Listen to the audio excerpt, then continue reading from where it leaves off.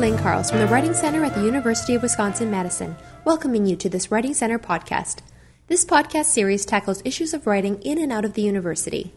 Today, I'm going to be talking about the essentials of APA documentation, how to cite sources within a paper, and how to provide full source information in a reference list. If you're writing a paper for a social science course, you may be asked to use a particular documentation system called APA.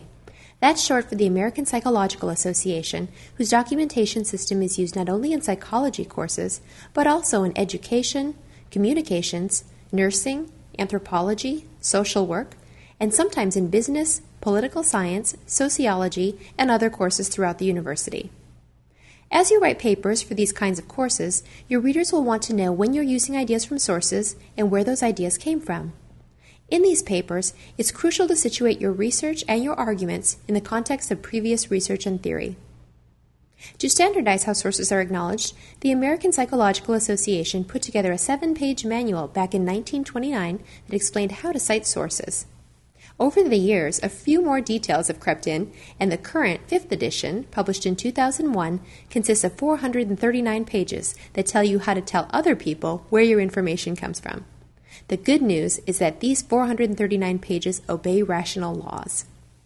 I'm now going to explain two key elements of APA documentation.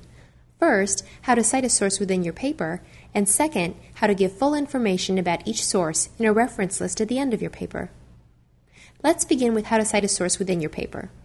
What you need to know is that the APA manual emphasizes two key points: who did the previous research and when. The who matters because your reader wants to know who is the source of the ideas you're using. The when matters because your reader wants to know how up-to-date that source is. After you've incorporated information from a source, you include, right there in parentheses in your own sentence, the author's last name and the year the source was published. Author, comma, year. That's it. You add a page number only if you use a direct quotation.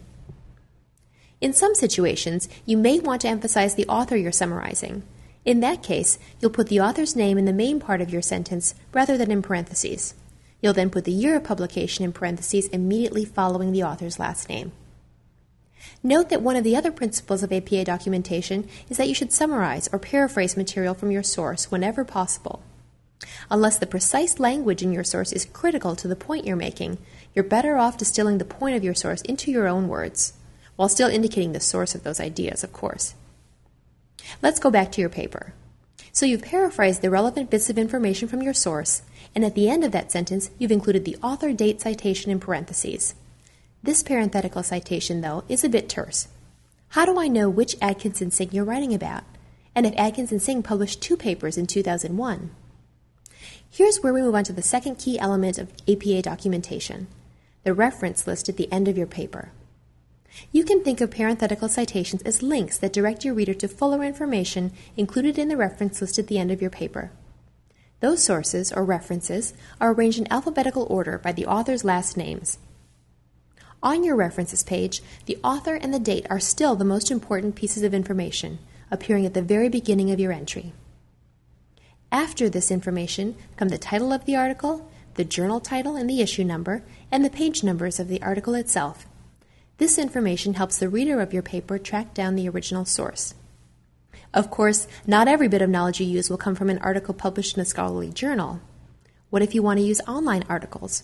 Or what if you have a reason to quote? What do you do if there are multiple authors of an article? Or what if you have an article published by the same author in the same year? You can find detailed answers to these questions in our Writer's Handbook at wisc.edu/writing. Or, if you're a currently enrolled student at UW-Madison, you can set up an appointment with one of our experienced and friendly writing instructors by calling 608-263-1992. Thanks so much for listening to our podcast. From the UW-Madison Writing Center, I'm Nancy Lynn Karls, wishing you happy writing.